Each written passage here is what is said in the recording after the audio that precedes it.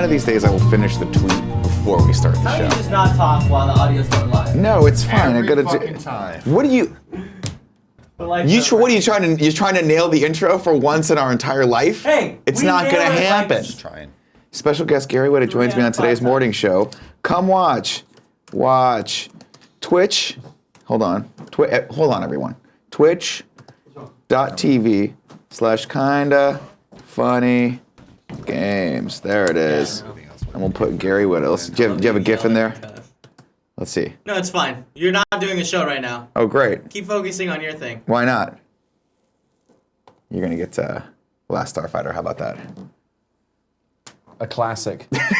Why not? Why not? Why not? Wait, hold on. What's wrong? Is it not? Are we not streaming? No, we are. We're live. I'm confused. Are we live or are we not live? I have no way that live. anyone said that we're not live. You said you're not doing a show. You just said you're not doing a show. Yeah, I know. Like you are. Like you're saying. Oh, you're saying the show that I'm doing right now is garbage. Yeah. Oh, but we are live. We've been live. Okay, let me turn it up a notch. Hey everyone, welcome to the Kinda Funny Morning Show for Friday, what is it, December 8th. It's Friday, that's great. 10 more days until we're on break. Guess what I'll be doing? Nothing. Kevin loaned me Wolfenstein, the new Colossus 2, I think is what it's called. Is that what it is? I'm gonna play the shit out of that on the break. Does that check out? Don't worry about it. My name is Nick Scarpino. Joining me today, special guest, friend of the show, fellow, how do we describe you now? You're loaning us your talents on almost a weekly basis. This is fantastic. Mr. Gary Whitta has joined us. I don't know what my status is. I used to be just a friend of the show, but now you actually pay me to come in and do the Games You're Daily kind show of like, once a Wait, week. you get So I'm paid? like, part of the team. kind of like a cousin, but I don't feel Yeah. like I'm like actually like the core family, but more like adopted, like a foster child. You're like that fun uncle that comes in and has all sorts of cool stories and gets us a PS4 for our birthday and then like goes away. And we're like, God, we want to be like him, not like our stupid parents. You know what I mean? That's that. I'm going to stick with that because that's Okay. the best. That's the best analogy I've heard. Yeah, Let's yeah. stick with that. The fun uncle. I like that. You're like my uncle. I have an Uncle Mike who lives out in Arizona and shoots guns a lot. So every time we'd go out with him, he'd always have something cool for us to do. Right. They never had kids, so they never had to like have that like, hey, we have to be responsible. They got to stay cool. Yeah, they got to just stay cool. They It was didn't always have, super they fun. didn't have the life beat out of them by parenting. Not by me and my asshole brother. Right. Yeah, we were terrible. We were terrible. If you ever wonder why Elena Scarpino is a little nutty, it's me times 2 for 37 years of her life. That's what we've done to that poor woman. So it's get her gotta a be present of rough. something. Yeah, maybe get her the Nobel Peace Prize or something like that. I don't know. Gary, how you been? I've been good. I'm loving the sweater you got right now. You like this? It's very festive. It's very festive. It's very Mario. Very Mario. It's there you go. It's a combination of two things that I love: Christmas and Super Mario. I love it. We were talking earlier. I'm like, I wish you could wear this sweater year round. I really do. Yeah, and then we said you kind of wish it, but you really don't. Like people do say like they want Christmas to be all year round. It's a nice idea in theory. But you really don't want that. Christmas is special because it only comes once a year. If it were all year round, then it would just be life. Yeah. And Yeah. life sucks. Life does Life suck. would be dope. The great thing about Christmas is it's better than normal life. You got to have the downs for the ups Exactly. to be that much higher. Right. I will say this. I do love that starting right after Thanksgiving, you start getting the Christmas music everywhere you go. And it's Yeah. always that song from Love Actually, you know? I don't want a lot for Christmas. All I Mariah want for Carey. Christmas is you, right? Yeah. And I imagine the scene with the little kid who was then in Game of Thrones where he's doing the drums. Did you ever see Love Actually? Yeah, of course. Yeah. And the girl, she goes, you, and she points at him and he smiles and she goes, and you, and he goes, oh, I don't like that. But then they end up like, you know.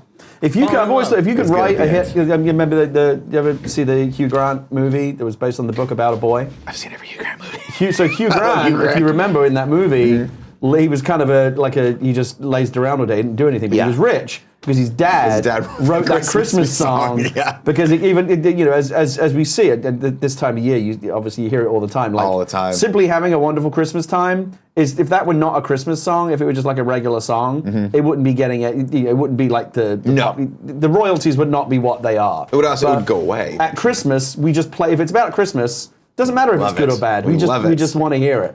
So you don't actually have to have a good song. It just has to be about Christmas. So what you're saying is, instead of doing this morning show today, you and I should sit down and write the ultimate Christmas song. I think so if that you we could- can retire and not have to you do could the We show already anymore. Go are live doing on an that for island. Thanksgiving song.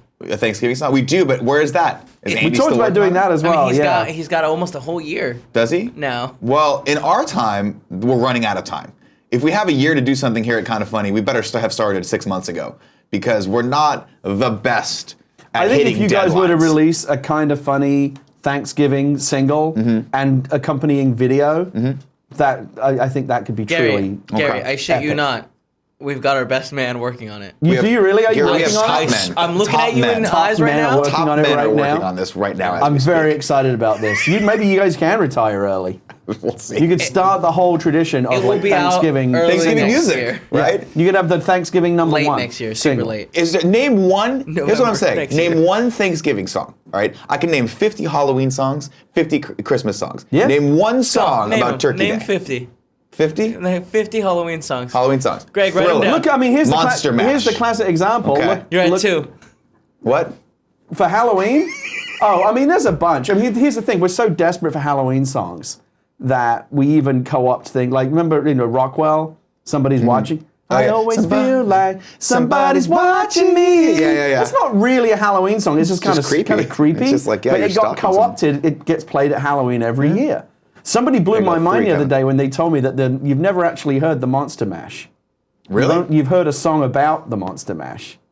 We did the mash. Yeah. We did the They one. were doing the mash, the Monster Mash. So he's Right. describing them doing the mash. Right. But that's not actually the Monster Mash. Is It's a there- song about the Monster Mash. What is the Monster Mash? Well, I mean, we may never know. It's kind of like that Tenacious D song, the best song in the world. It's not actually the best song in the It's world. just It's a a song song about about the best song in the world. that song. But look at, for example, an untapped market. Look at Adam Sandler. Yeah. Came out with a Hanukkah song. There was the first, there were no other Hanukkah songs. Nope. And now it became a huge hit. I every mean, it was Hanukkah good we as sing well, that but song. it became a huge hit. That's what I'm saying. Here's what I'm saying. So guys. this is the untapped market, the if you Thanksgiving song. want real success, I'm not talking about the success that I'm currently enjoying right now where I just get to do this show for you guys. I'm talking about real success. You got to innovate. You got to take what's been done before, throw it out the window. Find a market, right? A niche market that no one's ever explored before and exploit the shit out of You it. don't skate to where the puck is. You skate to where the puck is going to be. And Football. this is where the puck is going to Exactly. Exactly. If you look at the market, Halloween saturated, Christmas saturated, small little moment in there of Thanksgiving that no one's talking. I'm saying right now, you love turkeys? Let's write a song about a turkey. be. Well, I'm saying that's the great thing. I mean, just like Christmas, there are so many kind of Thanksgiving tropes that could provide material Pumpkin for such a spice song. latte could be 5 songs. You've got your pumpkin lattes, Yeah. you've got you having a horrible time at the airport, you've got your Right. turkey, your ham, your candied yams, canned cranberry. the wobbly cranberry The wobbly- sauce, wobbly cranberry. arguments Kevin, with write it your down. racist relatives about politics. You've got it all. I got there all are just those, so man. many ways. You could do a whole album. You could do a Thanksgiving album. Kevin, Yep. call up Andy Cortez. Tell him to stop whatever he's doing right now and finish the Thanksgiving song. You know what I would call the bought that Thanksgiving little- album? What's that? Thanks for nothing. It's genius. I'm telling you right now, guys. I don't even want to do the show anymore. I want to end. Ladies and gentlemen, that's your morning show for December 8th. Gary Yeah, and I are we're going to gonna start- retreat back to the back room. Retreat into the kind of funny skunk we're works. we're gonna write this. Start on this right Thanks away. for nothing. That is actually genius. I feel like this could be a huge deal. This could be the Here's the beginning of deal. something truly, truly huge. I really think that people, thousands of years from now, people are going to look back and be like, why do we celebrate Thanksgiving? Why is Thanksgiving the holiday? You know? How did Thanksgiving become bigger than Christmas? Well, if you trace it back, there were these December 8th. there were these Gary Whitta goofballs and Nick who Scarpino. decided We wanted it. they were going to make a Thanksgiving We single. wanted it. But it has to be the whole thing. It has to be a video. Oh, yeah. You know, yeah. You know, and the single. I really do think the single now is just that's the first thing you drop off the album. But there is an album. Oh, yes. There's a video. Do high you see production this value. album having anything to do with like DMX? Because you know DMX just dropped a Christmas song about 5 years ago, but now apparently we're thinking about it again. Rudolph the Red-Nosed Reindeer. Was it Rudolph? DMX Cool did guy? a Christmas song? Yeah, he did Rudolph. He did a stirring rendition of Rudolph the Red-Nosed Did he Reindeer. really? Mm-hmm. He sure did. He sure This did. is, but again, this is why no matter how legitimate you think an artist may be, at some point in their history, they've all done a Christmas album. Exactly. Yeah, we got to Because make of it that rain. sweet, sweet Skrilla. I'm telling you right now, anyone out there watching, you want me to be on your Christmas album, I will. I've already sold out. I sold out, but I sold out for cheap a long time ago. Here's your opportunity to sell out for real money, That's what I'm talking about. I'm in. for some real See, fondue licks. Gary, I know that you have scruples and morals and all sorts of things like that. No. But I have never had any of those things. I have never bought in. You know? Right. I've never stood for anything. Right. So it's easy I am for you. right for the taking when it comes to selling out. Yeah. Very easily. I mean, I so. have in the past had scruples and morals, but I disposed of them fairly. I'll Useless. dispose of them easily. Like, Useless in this day and age. Yeah. Really. Yeah. Because you But can it's just go even buy it from easier for Amazon you again. because you don't even have any context of what it's like to live a moral life. No one's ever looked at me and said, you are the authoritative voice on X, whatever Right. that's going to be. Right. I see that target and I go back the other way from it and I go to Starbucks. So you've never been in a situation in your life where someone's proposed something to you and you've said, no, that's not appropriate. I wouldn't be comfortable doing that. That's never happened. The only time I've turned down things are when I'm just too lazy to go and do them. Right. You know? Right. That's pretty much it, for the most part. But the thing is, with it, I mean, a Thanksgiving album, I don't think is necessarily. I mean, it certainly could be offensive, based, depending on how you approach it. No. I think it's going to be great. I think it's going to be great, and I'm excited this. about it. I want to be a part of it. I love it. I just, I don't even know what it's going to be yet, but I feel like sitting down and coming up with those. Something, though. Coming up with those tracks. Yeah. I feel like 10 to 12 tracks. Thanks for Nothing has to be one of them. Right. Right. So That's the title track off the album. It'll be the title track off the album. Yeah. If anyone has a connection to DMX, he can do our Cranberry song. What about Cisco? Isn't he already a friend of the Kind of Funny? Could he maybe a feature on a track? Gold already. See, this is why, Yeah. I'm glad to have you on this project. Right. Because you're thinking outside of the box. Right. How's You're that bringing work? in He the put dragon. out a Christmas album though, or Yeah, Christmas but songs. that's Christmas. He can keep his Christmas album. We're talking about the space between spaces. You know? You can do both. Thanksgiving. You can do whatever the fuck you want. Oh, No okay. one's watching. There is this space, and I did actually see it come up. Talked about this for 15 I saw it minutes. come up over social media this year. Someone said there's a bunch of Halloween stuff out there. There's obviously a ton of Christmas music. Thanksgiving, you kind of go into this musical void where, like, what's going on? The void is waiting to be. It's aching to be filled. Well, you can you can feel all of the Christmas tracks queuing up in the background. Right. Because the second, and this is the thing that annoys me, right? Yeah. I look forward to Thanksgiving. I love Right. Thanksgiving. Right. For whatever reason, I give myself like 5 days off every Yeah. Thanksgiving. I get to Yeah. actually enjoy my family, right? But then the day after Thanksgiving, you wake up and it's already Christmas. Oh yeah. And well, I'm for like, me, you can't just give me a half a day respite. we have a rule in our house that Christmas officially starts when you see Santa at the end of the Macy's Thanksgiving Day Parade. So that's kind of when it's officially on. Okay. So what I would suggest creatively is the final track on the album should segue into like a Christmassy vibe. So it actually What if we kind of it eases you into Christmas. What if we had a subtext to the album where it starts and everyone's really excited for Thanksgiving, Right. and then it slowly turns into a commentary on how Thanksgiving is jealous of Christmas, Right. and how Christmas is the bigger, better brother. Right. Christmas being like the Chris Hemsworth of the family, Right. Thanksgiving being like the Liam Hemsworth. Still great, but just a different look, not Right. quite as buff, not quite as tall. Yeah. And it becomes a subtle commentary on how we should end Christmas, and Thanksgiving should be all throughout the month of December and November. How do you feel about this? I feel Too like far? that's A bridge too far? it's controversial, but that's not a bad thing because you'll get all your you can go viral. Gotta be polarizing. Yeah, in that's this what day you and want. age. You want people talking about You it. do. It's a debate worth having. Here on the show, ladies and gentlemen, the Kind of Funny Morning Show, where we just figured it out. So that's not gonna get any better than this, but we do have some fun news coming up. Of course, some fun housekeeping things. Real quick, I have a showcase this weekend. Cool, Greg, bring that up. Comedy is what I do on the weekends for 5 to 10 people at bars who don't want to listen to me, and this will be just like that. But you could be one of those people who is drunk and not listening to me if you come out to Godfrey's Reality Check at Ray's Hearth. That's 4701 Geary. Show starts around 8:20. I put 8 p.m. because 8:20, arbitrary time.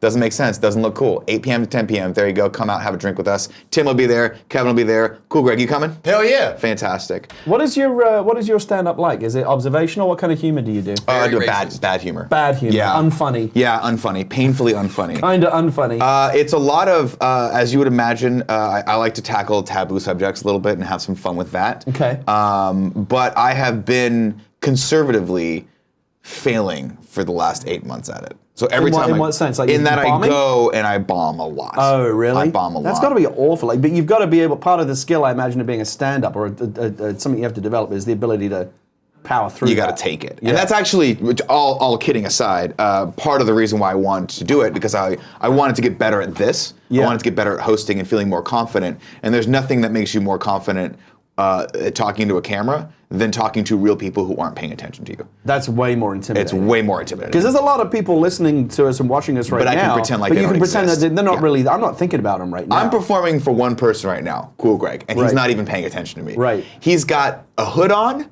and the headphones over the hood, and I think they're just there to keep his ears warm. So how did you start doing open mics? Like how did you start? Yeah, doing it? I just what happened was as sort of a New Year's resolution last January, we were talking about that. I brought it up as a topic, and I wanted to do something that would hold me accountable to going out there and doing creative ventures. So I said, I want to do comedy, and I want to do comedy at Kinda Funny Live 3. I want to do a stand-up set. And once I put it out there, people, our audience, the best friends out there were like, we're going to keep you in check on this. Then they would check back in on me and say, hey, not in a bad way, but just like, hey, what are you doing? And I knew that was going to happen. Right, so that kept me there's no honest. backing out. You had to go there's no through backing it. out. And so, just like anything else, when you have a big deadline, I imagine you're like, well, shit, I better sit my ass down and start writing, right? So for me, it was the same thing. Yeah, I usually decide that about 5 minutes before whatever it is due. I did too. So I did a bunch of like mics the week before, Kinda Funny Live 3, and it was, and I had a blast, performing on stage there. Got some laughs, but that's cheating, obviously. It's like doing comedy for your family. Like they're going to give you the pity laugh. But in and amongst that, I'm like, this is actually really fun. And it's very cathartic, and it's very creatively, like when it works, it's super rewarding. Well, I was going to say, as horrible as it is to bomb, when something does go over and people do laugh, that's like a power up. Right? There's that's the best feeling. Absolutely, and there's a weird sort of like, when you get your brain in that alpha state where you're not really paying attention to what's happening consciously, you're just kind of in your subconscious, like flowing and having fun, and like you're just, I imagine when you're writing and you get on a good thread, you're just like boom, and then an hour's gone by and you're like, holy shit, what's happened? That can happen, and that's happened to me a little bit here and there where I'm like, oh, I'm just connecting with this audience. And my jokes are what they are, but I can tell people are having fun. I'm having fun, and then I get the light, and I'm like, oh, time to go. That's what I strive for now. So that's in the next year of my comedy. How long do you do? Usually between 3 to 7 minutes on stage. So like your type 5 basically is kind of right there. In basically the what I'm working on right now. Yeah. I could do 10 if I had to. Right. 15 would be painful. Right. Painful. For everyone. The audience. Everyone involved. I think my mom would feel it at home back down in Southern California. So we'll see about that. But ladies and gentlemen, cool if you want to see that, this, it's super fun. It's super fun, and you're more than welcome to come out on Saturday if you'd like. It's at an Irish pub, and they serve alcohol, so that'll help smooth things over. Also, congratulations to all of last night's winners. I did not watch the Game Awards, but there was lots of winners last night, so congratulations to everyone in that industry. It's a great celebration. I hear there was a lot of cool trailers and announcements and stuff like that, so I'm assuming Tim and Anthony, we'll talk about that later on the show today. Anthony Gallegos is joining us for Kinda Funny Games Daily. Also, it's PSX weekend. Greg's gone, Joey's gone, Andy's gone. They're all down there in Anaheim. Check out Greg's social feeds for all the things that he's doing. He's got an interview with Sean Layden and Shuhei Yoshida later tonight. He's also moderating the Uncharted panel, and he'll be doing autographs on Sunday at 1:30, I assume, on the convention floor someplace. So go ahead and check him out. Also, there's a Portillo's meet and greet. Get yourself a hot dog and a giant cake shake like Kevin does, and maybe go into a diabetic coma. Gary, there's some fun news today that I'd like to share with you and get your opinion on. First up, Jurassic World Fallen Kingdom, official trailer. Now, before we watch this... are we going to watch the trailer now? I think we're going to watch it. We might get claimed, but I think we should watch it. I loved Jurassic World. I thought it was just a fun romp. I thought it was fun to revisit that world. I'm a big fan of Chris Pratt. I like that Bryce Dallas Howard. Love Chris Pratt. Thought they had good chemistry, so I'm very excited for this. Okay. Let's give it a watch. All right. So, what are you dating, like an accountant now, or Owen, ventriloquist? stop it. You love a dummy. This is not why we're here. You can blame me. God, he's got those leathery eyes. To shame me. I know why we're here. I'll care. A rescue op. Save Anthony, you want to come watch this over here? Island that's about to explode. Would love me. What could go wrong? Blue is alive. You raised her.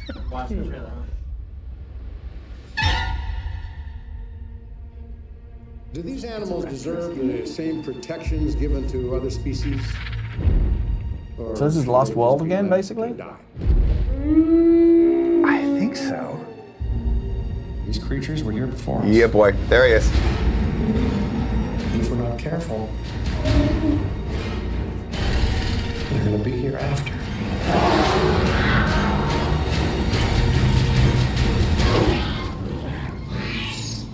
You know me.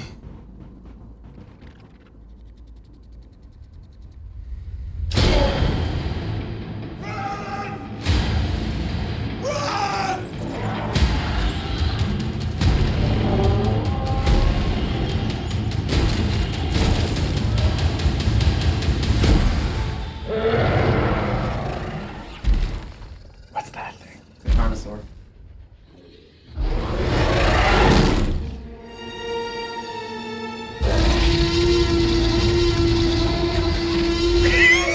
Life cannot be contained. Wait, Life breaks free. what does it find? Does it find a way? Life finds a way.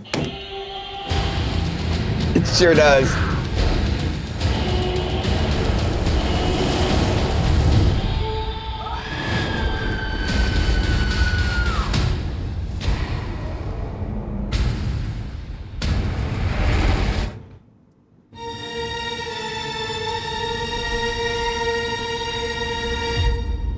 All right, first off, cool, Greg. Yeah. Let's download this trailer, clip out that last little musical sting from me, because every time I say anything that's poignant on this show, which admittedly is once every 6-7 months, I want you to play Yeah, that. you should have with that me. on a button. That's like On the a new. button, That's yeah. like the new Inception. That's.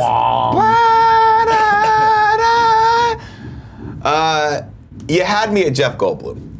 I'll be honest. I support whatever Jeff Goldblum does. I loved him. Jeff Goldblum is having an incredible Resurgence? second or third acts in his career, whatever you want to call it. He's like cooler now than he's ever been. Did you see Thor? No, Ragnarok? I'm so behind on movies. I still have to see it. I think you should watch that because I think he steals the show. That might be like the role he was born to play. He is. It's like, and I've described it this way before, so the audience has heard this, but since I love you, I'll give you this. It's like he wasn't really quite sure what movie he was making, and I'm not even quite sure they gave him the full script, and he just had fun with it. I don't think he needs to know, does he? He doesn't give a shit. Just comes up and does his thing. Let me ask you this, okay? Do you try to coach Michael Jordan, No. or do you say just go out there and play the game? Yeah, you're just happy to have him there. He's there. Just let him do his thing. Let him do his thing. He's But going to win the game You for cast us. him in the role because you want that kind of energy. You know, and you get it. There's literally a point where I think he forgot his line and stopped talking, and he sold it so well that it's fucking hilarious, and they kept it in the movie. Well, I mean, part of his shtick is that he always seems like he's Just having a great making up as he goes, even when he's very disciplined. He's just it's having a all great like there's time. like 100 trains of thought competing for attention in his brain, and you're seeing this kind of crazy mad scientist, the result of it all. And Yeah. he's just a joy to watch in anything. God bless him. Well, I'm excited about this. I'm assuming, not a great trailer. I'm assuming a lot of people are probably going to kind of tear this apart like a raptor. It appears as though his participation in this one may be limited to that courtroom Just a few stuff. scenes. I hope I not. don't think they're going to put him on the island. You don't think he's going to go to the island? I didn't see any evidence of it. That's unfortunate. It might be they wanted him back because he's a key part of what what people remember about the first Jurassic Park. Very nostalgic. And so they found a way to do it, but it seemed like maybe in a somewhat he comes in and does a day. Like he probably could have shot that courtroom stuff in a day. And he's Probably. out, takes his paycheck and gone. They just stuffed a giant wad of hundreds in his pocket, and they were like, "Thank you." Hundreds, Thousands? Did they Probably make a lot more thousands? than that. Do they make thousands? But yeah, we'll see. I didn't see the last one, so this particular trailer in this movie holds no interest for me because I didn't even see the previous one. The thing is this, it's ever since the first Jurassic Park, every iteration after it, in my opinion, has been about just having fun. This is going to be a silly, fun spectacle movie. The bad guy in this is the island, apparently, so that's cool. At least the dinosaurs aren't the bad guy this time. They're trying a little something new. Whatever. I'm going to get a giant tub of popcorn, go see it, enjoy Chris Pratt and Bryce Dallas Howard and whoever the other guy was, and it'll be fun. I always thought the first movie was kind of a complete thought. Like it was a really good idea. But of course, once a movie makes that much money, you can't just leave it alone. No. Somebody funnier than me pointed out the other day, they thought it was interesting that Jurassic Park is a movie built on the theme of just because something is good, you shouldn't necessarily bring it back. Right. And they've made 4 sequels to that movie. Yeah. So apparently that saying's wrong. Apparently we have to bring it back in fact, every we do single have time. to keep bringing things back. Yep. As long as they, again, the Goldblum very thing. meta of Before you. you even knew what you had, you stuck a label on it on a lunchbox and you're selling it and you're selling it. yeah, And that's of yeah. course, I mean, there was a meta theme going on there, of course, for Hollywood franchise. I never actually thought of it that way. That's filmmaking actually as well. pretty Yeah. genius. Oh, there you Yeah. go. Well, so we'll continue to monitor that story as it progresses, but I don't think anything's going to change that movie coming out. It's coming out. This next news story, unlike Jurassic World, Fallen Kingdom is in flux. We're not quite sure what's going on with the Matt Reeves directed Batman movie. Who will be our next Batman? Gary Whitta, we don't know. This story from a site called Egan.com says Ben Affleck's Batman may be in Flashpoint, but unlikely for Matt Reeves' movie. People have been saying this for a while, but Alex Gileadov says Ben Affleck's Batman may appear in the Flashpoint movie, but is unlikely to get its own solo film. According to Variety, Variety reports Affleck might don the cape and cowl once more for Flash's first solo movie, which will adapt the popular 2011 Flashpoint comic storyline. However, it appears highly unlikely Affleck will actually get to portray the Dark Knight and director Matt Reeves' The Batman. Reeves reportedly wants to cast the role with fresh talent. Recent rumors suggest Jake Gyllenhaal might be up for the role, but Warner Brothers has yet to officially comment on the matter. Affleck recently said Reeves' upcoming Batman movie is something he's contemplating as he seeks a graceful and cool way to exit the Batman role. Warner Brothers has reportedly planned to reorganize DC Film following the Justice League's disappointing box office performance. Goes on to talk a little bit about what Flashpoint is, but since we're all comic book nerds, we all understand that. Not a lot of news here, other than it's sounding like more and more that Ben Affleck's he's just gone. He's out of this. Which is unfortunate, because I've said before, I've said again, I liked Ben Affleck as Batman. He was surprisingly good as Bruce Wayne and Batman, in my opinion. So it's unfortunate that teamed up with a very talented director like Matt Reeves, I would have liked to have seen what that Gotham would have looked like. Because even if we got a little hint of it in Suicide Squad, if you remember, did you see Suicide Squad? I watched a clip. I didn't see the movie because I heard it was not good. But I watched like a YouTube clip of like all the Batman and Bruce Wayne scenes in it. That was the part I was interested in seeing. I thought it was actually kind of cool. The scenes were weird, but I'm like, oh, I would like to see what this world looks like. I remember when it was announced that Affleck was going to be Batman, and everyone went, ugh. And in fact, it was the exact same reactions when they announced Heath Ledger. I don't know if you remember. People went, what? No! It was the exact same reaction when they announced Michael Keaton. And everyone's like, what the shit are you thinking? And, and certainly in Heath Ledger's case, it was fantastic, right? Academy Award winning. People love that Joker. I think I'm guessing that what's happened here is that had the movies turned out differently, I think Affleck would probably be happy to continue playing this role for a long time. But it's not fun to be involved in movies that don't do well, that are not well liked, that underperform. It doesn't help anyone. It's just a drag. I have to be to involved imagine in also movies that are just bleh. I have to imagine also the production of them is probably somewhat chaotic as well. They're not easy films to make. Especially given that, and it's unfortunate, but Zack Snyder had to leave under very unfortunate circumstances. Bring in Joss Whedon, rewrites, reshoots, things like that. That's very stressful. And to have to do all that and stay somewhat fit, that's difficult. Right? Especially since Ben Affleck, no spring chicken anymore. Take it from me, I'm pushing 40. Trying to stay fit is very, very difficult. Trying to stay that jacked takes a lot of energy. And so, I don't know. It's easier when you've got the studio paying for all your nutrition and personal trainers to motivate you and stuff like that. Sure, but contractually, you have to do all that stuff. Yeah, but you still have to pick up the weight.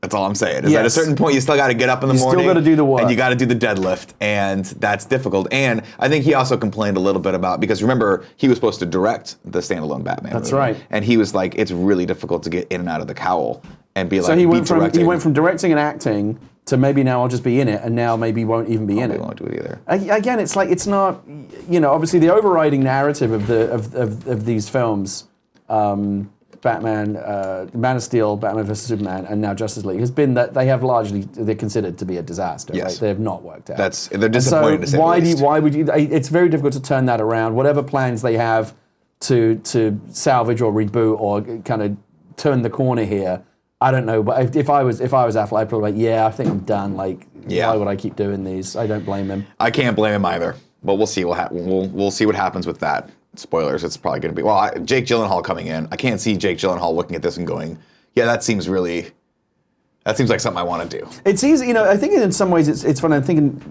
it's easier, I think, to play. I often prefer actors, I like Ben Affleck's Bruce Wayne better than I like his Batman. Does that make sense? Yeah. Yeah. I think when he plays Bruce Wayne, I believe it. Mm-hmm. When Christian Bale played Bruce Wayne, I believed it.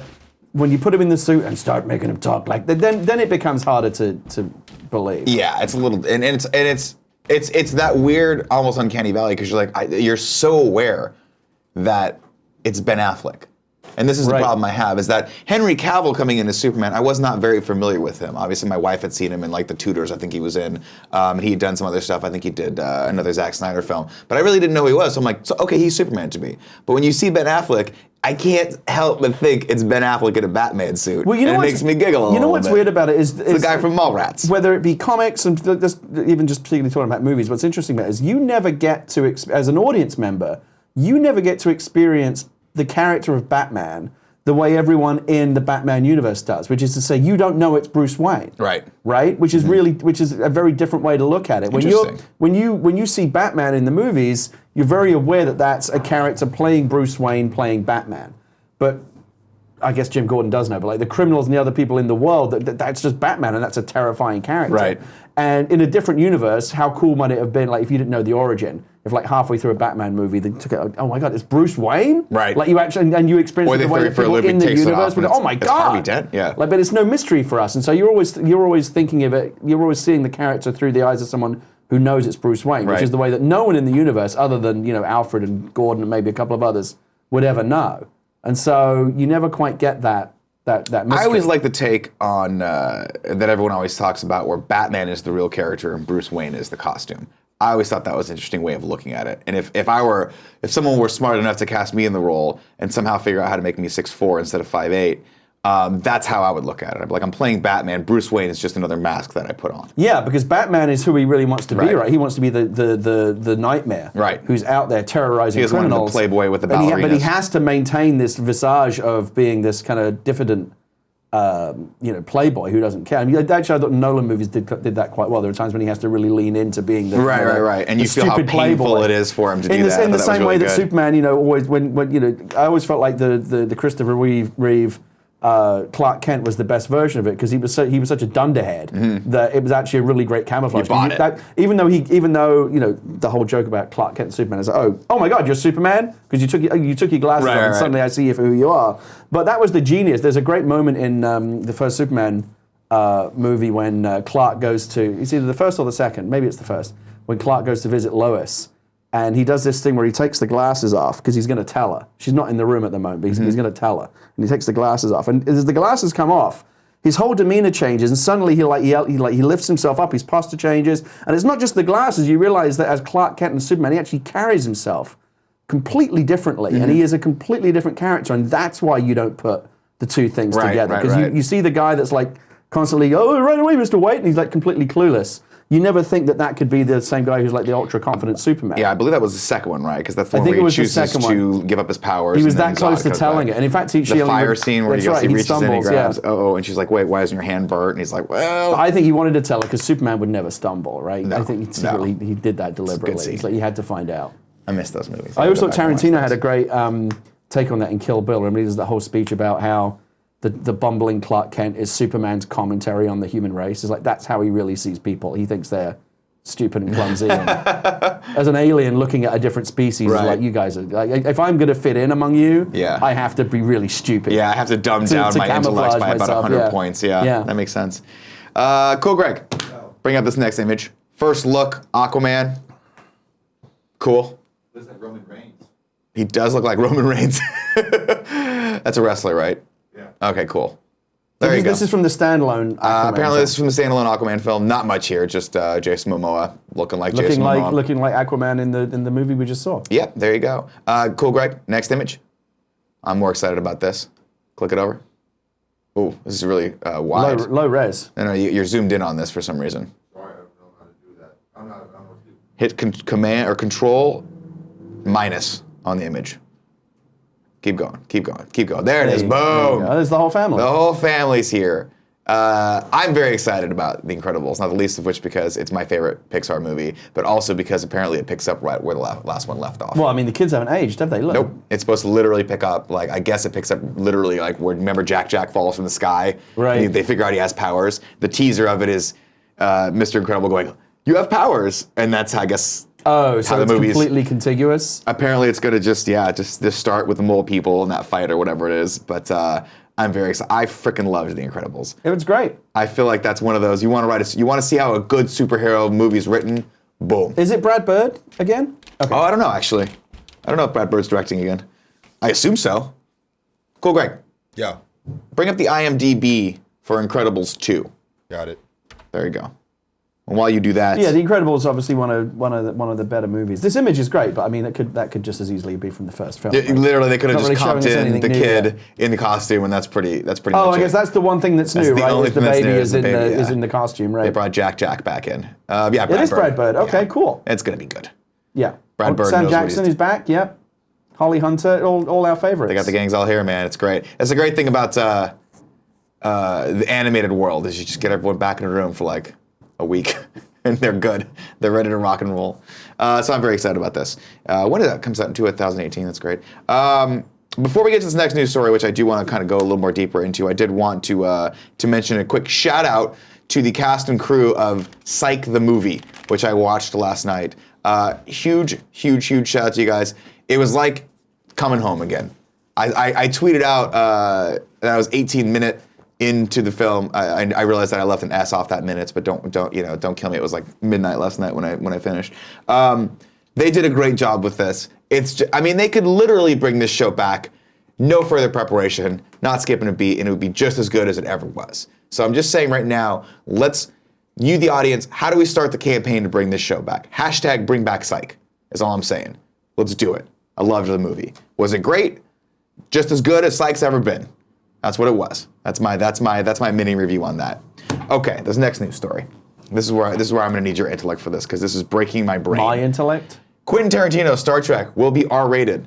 The Revenant's Mark L. Smith, frontrunner to scribe. Now, last week they were saying there was a story on Deadline that reported that they put together. They were in the midst.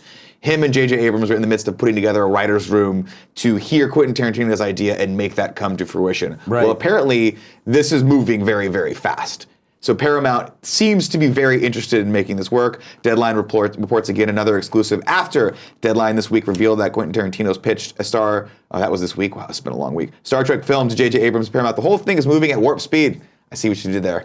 Deadline writer. I see what you did there. Tarantino met for hours in a writer's room with Mark L. Smith, Lindsay Beer, Drew Pearce, and Megan Amram. They kicked around ideas, and one of them will get the job. I'm hearing the frontrunner is Smith, who wrote The Revenant. The film will most certainly go where no Star Trek has gone before. Tarantino has required it to be R-rated, and Paramount and Abrams agree to that condition. That's wild. That is wild. Story goes on to read, most mega-budget tentpoles restrict the film to PG-13 rating in an effort to maximize the audience. That was the reason that Guillermo del Toro's $150 million at the Mountains of Madness didn't go forward at Universal, even though Tom Cruise was ready to star. The exception to the rule was Fox's Deadpool, but that film started out with modest ambitions before it caught on and became the biggest R-rated film ever. That is the example I was going to bring up, but apparently I think Deadpool only cost $50 million to make, so it was less of a gamble for Fox than this seems to be. Well, who's to say? We know nothing about it, right? This could be a smaller, more contained idea. We don't know what it is yet. Potentially. So it may not have to cost $200 million. Who knows? Are you excited about the prospect of a Quentin Tarantino R-rated directed, J.J. Abrams produced Star Trek film? I'm open-minded about it. Me too. Because obviously I think Tarantino is a genius, and I'm sure whatever idea he's got is very interesting. I like Star Trek. I like Tarantino. It never would occur to me to put those two things together. I know a lot of people out there are saying that tonally they don't belong together. There was some, when they started saying fuck on Star Trek Discovery, some people weren't thrilled about it. Yeah. Does Star Trek need that? This is the kind. Roddenberry right now, I'm sure, is spinning in his fucking grave. Yes, I have to imagine that if Roddenberry were alive today, he would probably be like, but I don't agree with this. there are many people that would tell you that when Roddenberry was still in charge, during the TNG era, they struggled to make the show interesting because he had so many strict rules about conflict and things like that. Everything has to be utopian, and it was hard to create good drama because there's no real conflict. So look, I'm open-minded about it. I'm excited to see it. I have no idea what to expect, which is part of what makes it fun. I think Paramount, 3 movies into the reboot era of the films, I think are probably very open-minded, saying, "Yeah, let's try something else," because these aren't really. They're not setting the world on fire. It's Let's try something. Yeah, sure. Let's try something else. What do you got? I love this. And this could be just the sort of thing, whether or not this is. I don't think this is necessarily the same thing in terms of like JJ coming along and saying, "Okay, it's this now. This is what it's going to be going forward," and they pulled 3 movies out of that. This may well be just a one and done idea. and then they go back to doing Chris Pine movies or whatever. Who knows? But we don't know anything. That's true. I didn't even think about that. It doesn't necessarily have to follow. I try not to have knee-jerk reactions to things I know nothing about. It's hard to have a hot take when you've got so little information. A lot of people out there are kind of having fun, kind of taking Pulp Fiction dialogue and putting Vulcans in it and doing all the silly jokes that they're going to do. That's what social media is for. God bless us. But I'm open-minded, and I would say mostly optimistic. All the people they've got in the writers' room are very talented writers. Let's see. Let's wait and see. Let's wait and see. I think that's good. My take on this originally was, hell yeah, why not? I'm a big Star Trek fan. I loved the 2009 Star Trek when they brought that back and kind of retconned a little bit with the alternate future that we have in this new one. Right. I was like, this is kind of a fun way to do it. I liked the spirit of it. I liked the style of it. I was in from the opening credits and that like cowboy, like the sort of Western style music that they did for it. I'm like, cool, why not? Into Darkness comes around. I'm like, Benedict Cumberbatch, why not? That sounds great. But the problem is, like I said, I just watched Beyond. Not a bad movie, just missing that X factor in it. And I feel like if you want X factor, there's one man that's full of it, and that's Quentin Tarantino. You never know what you're going to get with this guy. Hateful Eight, 4-hour stage play that was filmed. Loved it. Went inside. So long, had to have a break in the middle. What do they call those? Intermission in the middle of it. And I was like, I'm in. I love this because, as you know, I pee 5 to 10 times during movies because I drink a lot of caffeine and I have the bladder of a small old person. Right. Yeah. So you like intermissions? Love them. Wish that I think it's a thing that I legitimately wish they'd bring those back to movies. Do you know there's a website? You might like this. My wife uses it. There's a website you can go to. I'll have to send you the link that will tell you the best time to run to the bathroom during a movie based on you will miss the least if you go during this 5-minute period. Please send me that link. Yeah.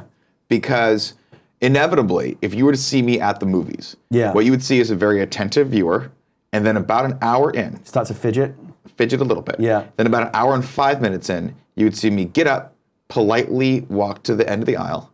I would imagine you were already on the aisle. No, for whatever reason, I like to sit in the middle. I like to be dead center, which is stupid because then it's counterintuitive. But you're going to inconvenience all these poor people. 3 times at least in the movies. Then I run down. Then I'm sprinting. Oh, they must love you. Oh, they hate me. They hate me. Excuse me. Bam. Sorry. I'm going to say Bolton, right? And then I run. Luckily, we lucked out when we go see a lot of these bigger movies because we go over at Century Night in Daly City. So the big theater's right around the corner from the bathroom, but I will run as fast as I can. Right. And risk slipping. Still wash your hands? 100%. Okay, good. Yeah, I'm a weird anal retentive germ freak when it comes to that. So, but I'll wash as fast as possible. Some quick wash, yeah. And then I get out. I don't bother drying the hands. Don't forget the second round of excuse me. Sorry, oh yeah, it's annoying. Sorry. But luckily now they have these, they have these recliner chairs where there's like a half a foot of space. I love those. So it's easier. Phenomenal. You don't actually have to go like this. Well, you remember the time when we had the old chairs, right? The old plastic chairs that didn't recline and that barely had any padding to them. And that they put your knee was up against the other chair in front of you. These new theaters that have the big kind of Barker lounger seats that go way back, Phenomenal. It's like an extra couple of bucks. So worth it. Worth it. So worth it. You give me a blanket, I'll pass out, take a little cat nap before the movie starts. Oh my God, we saw last year when I was in Florida visiting my wife's family. We all went to see Rogue One. At a theater there. I think it's called Dolby Prime or something like that, and these theaters are all decked out, and these seats, they went all the way back, and the sound was so loud that the seat, it wasn't D-Box. Where was this at? It was in Florida, it was in Orlando. Okay. And the seats were just vibrating with all the bass hits from the soundtrack. Oh my God, it's the best way to see a movie. I'm actually dreading seeing The Last Jedi because we're seeing an IMAX, which I love. Okay. But the IMAX seats are the old, the IMAX Metro are those old seats that don't recline at all. Yeah. And we're sitting on the edge, and you know me, I like to be dead center, so we'll see what happens. When it comes to the premier franchises like Star Wars, the viewing experience, I get nervous. I don't like it because you are surrendering. Perfect. You are surrendering your viewing experience to all these other people. It only takes a couple of people to ruin it for you. You know what else? It bothers me, and I don't even want to say it because I don't want to put it out there because you might see it. Every now and again, there's something wrong with the screen. Oh, it's the worst. And I hate it. I hate it. My brain fixates on it. It waits for a bright shot, and I'm like, there it is. There's that weird stain on the fucking when we went to screen. see, I give you the most recent example of it. Because I rarely go to the movie theater. I really rarely see movies at the cinema anymore, partly because I don't like all the unknown, uncontrollable variables, like other people. There's always some jackass in the theater, spoiling the movie for you. Or again, there's something wrong with the projection. I remember when we went to see Independence Day, opening. The first one or the newest one? The first one. Okay. Opening weekend. The screen was, the first 20 minutes, the screen was split. So the bottom half of the screen was on the top and the top was on the bottom. It was kind of like a TV that had lost its vertical hold. I guess today's kids wouldn't even understand what that is. No. Remember when the image used to roll? Yeah. And it was just, so it wasn't just rolling at the wrong, it wasn't catching the shutter correctly, and it was just hitting, it was showing the next frame on the top. And then the first, we went to see That's It. hilarious. The most recent one, we went to see It. And for the first 15 minutes, there was nothing wrong with the projection, but nobody had turned down the house lights. They were still full on. And the first 10 minutes is the whole thing with, Pennywise in the drain, and like you want the lights down for the full effect. The lights were on the whole way, so the screen looked really dim. It's just really annoying. And you hear people going, turn the lights down, and like it's just ruining the experience for you. Especially when it's a movie you really want to see. I hate it. If I had the means, I would rent the theater.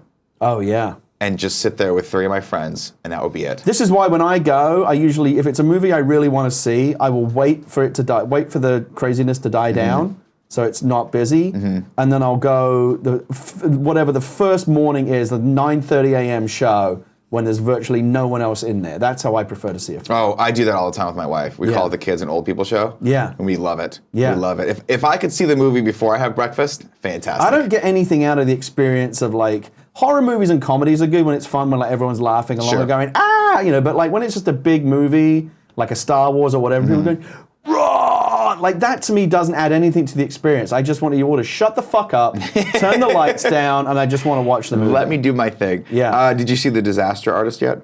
No, it's out, right? It's on my list. I really wanna go recommend see it. seeing it in theaters. Yeah. Because the audience reaction, it's one of those where it's just kind of commonly upheld that it's just going to be like anything goes. Right. Because the room has been there for so long. The Rocky Horror Picture Show and like all the antics that go along with watching the midnight show. Oh, yeah. The room has all those, and people are now bringing that energy over to watch The Disaster Artist. Where like everyone laughs I at don't everything. want that though. I just want to see the movie. It actually made the movie more fun for me because everyone laughs, and I'm like, oh, I get it. And Like, you've seen The Room, of course. No. Oh, you've not seen The Room? Have not You know, seen part it. of the reason why you haven't seen it is that he won't release it. You can still only buy the DVD directly from him. You can't just Really? go on Amazon and get it. It's not on iTunes. Are you familiar with the Clay Theater over on Fillmore? Yes. They play it every other month. Oh, do yeah, they? it's always there. I always see that ghoulish poster of him face. looking. I remember driving I around. thought it was a LA horror movie. I for the remember longest driving time. around LA years ago when that billboard was up, thinking Really? that it was a joke. Like, what is this a real movie?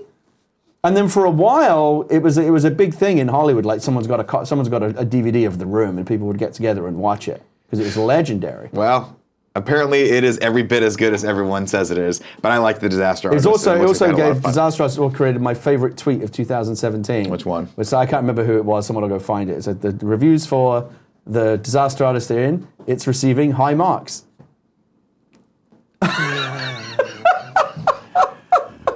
It doesn't get any better than How that. can you not like that? That is fucking amazing. Gary, let's Yes, move on what from else you news. We're going to talk some tips real quick, but while we take tips, hey, Cool Greg, can you get with Kevin? I think Joey's traveling right now. She did not fill in the PS I Love His Best Friend XOXO or the giveaway. Could you get Kevin to do that real quick? We'll go over to some tips, and if while we're doing that, we'll take some comments as well. Let's see. Of course, if you guys want to tip us, we take tips at the $5 or above level. We'll read whatever you write in there. And yes, I mean whatever. So if somebody gives you $5, you have to read out what they say? We Is that do. the deal? Sometimes, every Okay. once in a while, I'll edit it because someone will say something so terrible that I'm like, I'm just not. Those aren't going to come out of my mouth. Right. But for the most part, everyone's pretty cool about it. Our first tip is from Reddy Edgemont. It says, hey Kevin, I tweeted you a parts list for a new Kinda Funny PC. If you're cautious on building from scratch, I'd love to stop by next time I'm in SF for GDC and help. Much love from NetherRealm Studios. We'll make sure Kevin gets that. He's not hosting. You should do a PC build on Kinda Funny one time. Well, we need a new PC for our streaming computer starting to shit the bed a little bit. Did you see that NVIDIA just released this new GPU? It's painted gold, and it's got like 30 trillion transistors in it or something. Jesus. I just saw it today on Ars Technica. Maybe you should get one of those. Or get them to send you one. Don't tell Kevin. Oh, that'd be fine. But don't tell Kevin because Kevin goes, someone priced out a PC for us, and it was like $20,000. Yeah, I mean, and I'm like, you can in go what higher than that. fucking world are we? No, guys, no. We have a budget here. Are you But if kidding it is, me? but if it's, We're in a two-bedroom apartment in San Francisco. Well, right yeah, now. but if that PC is like the warp core of your entire operation, you wouldn't skimp on that, would It you? is. But at the same time, I just feel like the gains we're going to get from like a $5,000 PC, which still seems pretty insane to me, versus a $20,000 PC for streaming on Twitch, I just don't think it's going to be worth the extra 50 grand. I'd rather spread that money out amongst our contributors like you. I think you're a much better investment. You're right. You should definitely save money on the PC and pay me instead. Yeah. You see what I'm saying? When you're a business owner, you have to make these concessions. I'm trying to figure out how I mean, I know you can do it, but I'm trying to figure out like what are the parts that comprise a $20,000 PC. Apparently, it was an i9 and like 3 graphics cards. Yeah, you'd have to and chain like a lot of 800 megabyte or gigs of RAM or some shit like that. I mean, it's way more than you would ever need. It's everything that you wouldn't need for this. If we were going to do that, we would revamp. For $20,000, I could revamp the system to actually have like picture-in-picture and actual playback. Yeah, or buy a mid-range Mac. Shots fired. Shots fired. You guys still talking about the PC thing? No, but did you get a chance to? We were just wrapping up. Can you grab PC the chat? PSL of his best friend Yeah, I'm working on it. I haven't done it in a year. You and me both. Like So 6 that and the months. giveaway, if you could pick someone for that, that would be great. I'm like hitting up Joey to be like, hey, where do you get that information? Oh, there's 2. If you just Google the documents, you'll see them. One's PSL of his best friend XO, and the other one's giveaway document. You'll find them. I don't think I have access to them. You should. Well, Tim does. I just asked. All right, whatever. Figure it out. If not, we'll do 2 on Monday. It's not a big deal. Not a big deal. We're going a little long anyway. So actually, you know what, Kev? Yeah. Just remind me we'll do 2 on Monday. That's what we'll do. Everyone, sorry about that, but we're having a great discussion here. Let me finish these tips real quick. And Panzer G2 says, paying my Mary Wood attacks. Gary, have you ever considered writing a Star Wars game? Everything you write is just so good, and there's a severe lack of Star Wars game in my life. This is Panzer G2. Well, I mean, they are making a lot of. There's still a lot more Star Wars games coming, right? Yeah. Respawn's got one. Jade Raymond's company, Motive, is working on one. There's a lot of Star Wars stuff coming. I don't know if they necessarily need. Would you ever consider writing a Star Wars game if they reached out to you? Yeah, maybe. I mean, you know, fun, I mean, I've written Star Wars now for film, television, and books. Right. And there's actually one other thing that I can't talk about yet, but that's in a different medium. So who knows? Podcast? Who knows? Joking around. Well, when can you talk about that? Do you know? Next year. Fantastic. I look forward to next year. 2018 going to be a great year. More Star Wars. Drew Baca 1313 says, Nick, speaking of accountability, the new year is just around the bend, and I was wondering how much you'll crush Darren Brazil in the Jackmanoff. Yeah. The Jackmanoff's still happening. I fully intend on our anniversary stream to show off my lack of gains physically for all you all. If Darren wants to join, great. If not, I automatically win. But the one thing I will say is I'm going to keep it going. I'm issuing another challenge right now, Jackmanoff 2018, because this has been so motivating for me that I want other people to get into this. I want to open it up to anyone that wants to be involved in this from our friend community. So maybe you'll see a little bit of that on the show. And I want to get people a picture. I want to create a set of circumstances that forces me to go to the gym every day, or I will be shamed. Basically, is what I'm saying in a positive way, not in a negative way. Positive way. Positively shamed. Positively motivated, I should say. Okay. Shame, bad word. I'm not gonna say that. Okay. Positively motivated toward healthful gains. How about that? All right. We're gonna do that. Minimum Cortez has given us a tip and says, "Is water wet?" Link for reference, and he gave us a YouTube video. Cool, Greg, we'll watch that YouTube video when he's back in his seat and tell us whether or not it is good. Gary, we're getting a bit long in the tooth, so guys, I apologize. We will do PSL of this best friend XO, and 2 giveaways on Monday to make up for this, but I do want to talk to you guys a little bit in the chat and give you an opportunity to ask Gary some questions. So we'll take the old 3 and 3 questions, comments, or compliments from the non-subscribers, and then we'll talk, of course, to the chosen few, the subscribers on our channel. Cue them up. Let's see where we're at here. These are coming in live. These are coming in live. Default Xander says, I'm in, Nick. Fantastic. Building the army. Greedy Ear says, you're on, Nick. So you're crowdsourcing your motivation. I like that. It's a good idea. It actually works. It's weird to say, but it keeps me accountable. You know all those nights where you're like, I should do this thing, but then you use the simplest excuse to not do the thing? Oh, I know it well. Well, if you, on the next day, had 1,500 people go, hey, did you do that thing? I believe it or not, it's really strong motivation. I don't know. I think I could probably easily tell 15,000 people to fuck off. Yeah. Very easy. Very easy. I was in a jog the other morning, but I thought it might crease my Jordans. And I was thinking, is that a good excuse? But no, that's a fucking terrible excuse. It's true. That's a terrible excuse. First off, don't jog in Jordans. Those are probably gonna hurt your feet. Let's get you some I'll buy you some jogging shoes later. Some cheap jogging shoes. No, but it's interesting. Like I find I have all these little excuses for why I can't do the things that I do. But in the back of your head, you're just listening to that little voice. It's like, come on, be lazy. And I hate that voice. So I'm always looking for ways to shut that voice up. And one of them is seeing in the chat every day, hey, how's the Jackmanoff going? Hey, how's comedy going? Hey, how's whatever XYZ going, Right. And it's actually nice because there are a lot of people out there, obviously in our community, that are awesome, that it's not about saying, hey, you failed. It's about saying, hey, did you try? Yeah. Because if you didn't try, we want you to try. We're here for you to support you trying. Sorry, my legs, I got cords on my leg like a small snake. Let's see what else. You see G.K.'s comment about in the Psych movie, it's Ric Flair's daughter is Heather. Yeah. That's awesome. She did a great job in it. Danny Blanco says, Gary, what's the origin of the PC gamer coconut monkey? I don't know what that means. That was there before me. When I worked on PC Gamer magazine back in the late 90s, we had a mascot. His name was Coconut Monkey. And it literally was a coconut, a coconut that had like Mr. Potato Head kind of thing, but it was a coconut.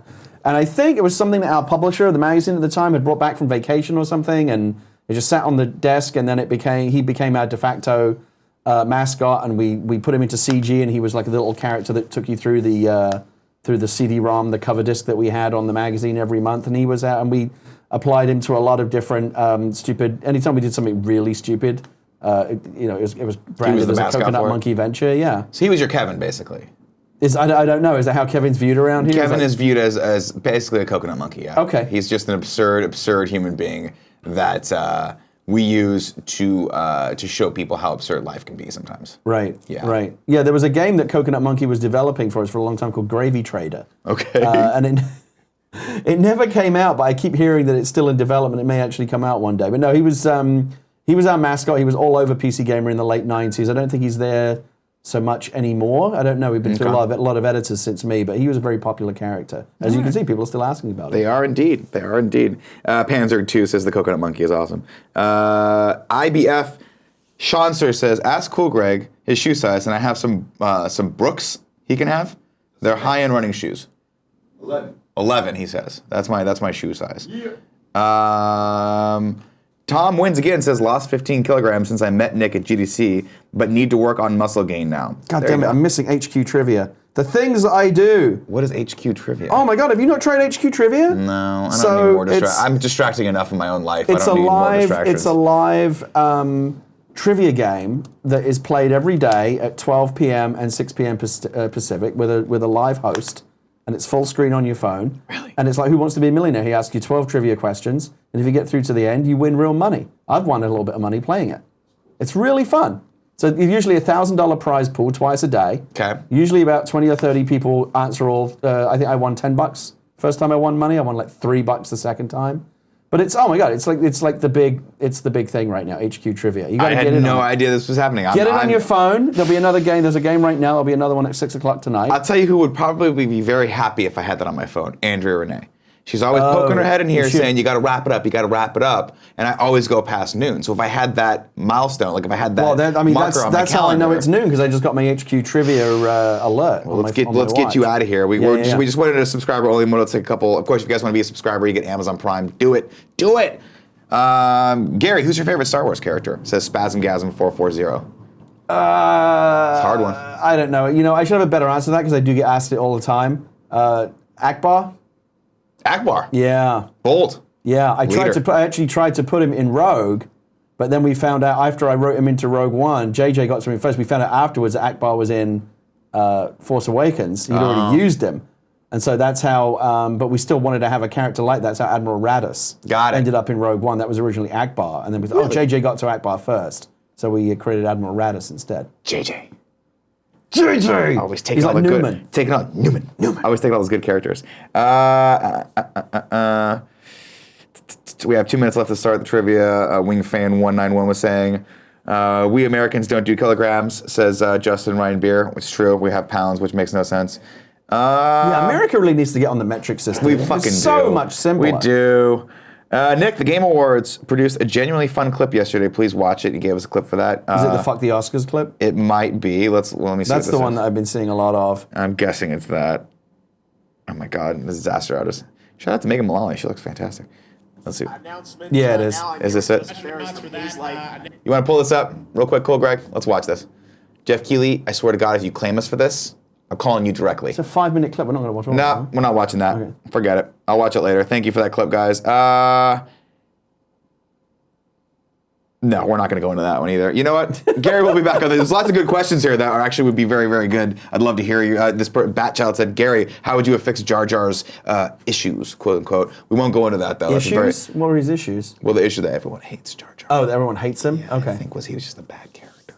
That a lot of people see him as not a great character. I didn't know that until a couple months ago when Kevin told me. Because you were a child when you watched the movie, and it was designed for you.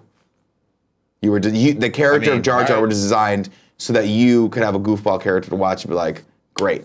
But when I was a 37-year-old man when I watched that movie for the first time, and I was like, I don't like this character. He's tripped me out a little bit. Tripped me out a little bit. Ladies and gentlemen, that's it for your morning shows for this whole week. Like I said, we'll do a PS I Love It's Best Friend XOXO and the giveaway again on Monday. We'll do a couple more of those just to make up for our lack of organization on this show today. Gary, thank you so much for joining me. Thanks for having me. Always It's an fun. absolute pleasure talking Always movies fun. with you.